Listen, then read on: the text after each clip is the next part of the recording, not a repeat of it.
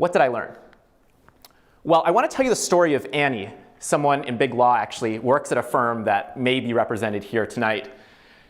She joined big law as a new associate, and then fast forward, she got plucked to join a high-profile case that wasn't even advertised. So when I heard about this, I thought, well, what's going on? How did someone end up from going here to there, and especially in such a short period of time? It was a big black box to everyone in the firm, until I started systematically mapping out what this person did, which then started making a lot of sense. So the first step was she completed her work fully, accurately, and promptly, at which point I thought, okay, we're done. Interview over. That's all it takes to succeed. What I didn't realize was, well, that was just the first step. She was working remotely at the time, and she had already built a good reputation as being someone who was reliable, someone people could count on.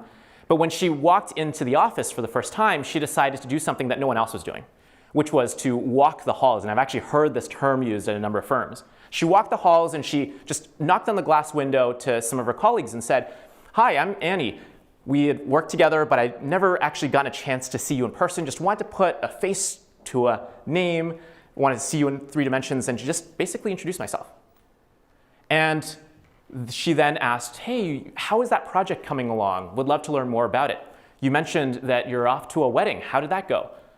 And just started having that conversation. She then afterwards ended up sending a quick thank you email to the person, ended up saying to the individuals that she wanted to work with that I'd love to be an extra pair of hands if you're ever interested in working together.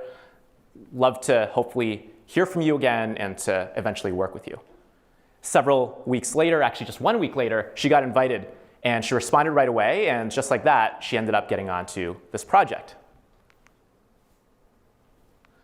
So I'm oversimplifying here. Success is not linear, and you will all have good days and bad days, good managers, bad managers, but like the stock market and all of its volatility, hopefully it'll all add up to an upward trajectory that is your career versus, well, this one. And all of you have that potential.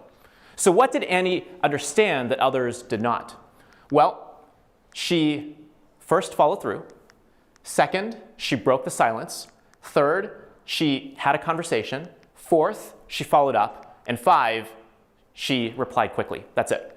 Now some of you are looking at this and thinking, well, that's not rocket science. Actually, that's the point. It's actually not rocket science. The thing is, what I didn't appreciate is that there's a lot of invisible work that we just don't observe.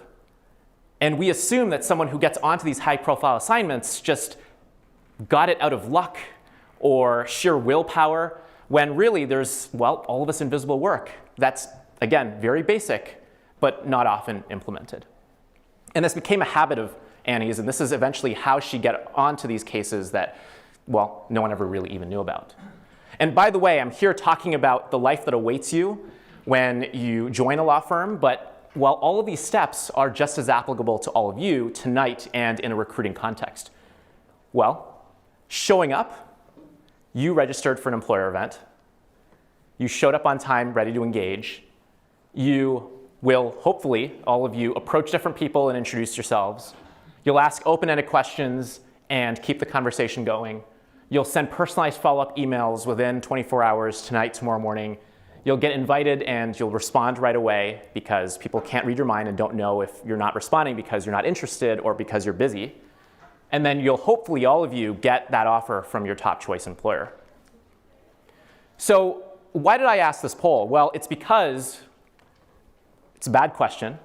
It's because all of these things matter. And actually, when it comes to A, that's what we traditionally think of as the only thing that matters in law school, when really there are other opportunities, B, C, D, E, F, and so many others, that allow you to put yourselves in the position of someone like Annie to break the ice, to have a conversation, to build a relationship, to follow through, to respond quickly, and to turn strangers into acquaintances, acquaintances into allies, allies into mentors, and mentors into sponsors, who will then, behind closed doors, bang on the table and say, I want to work with this person, let's give them the chance.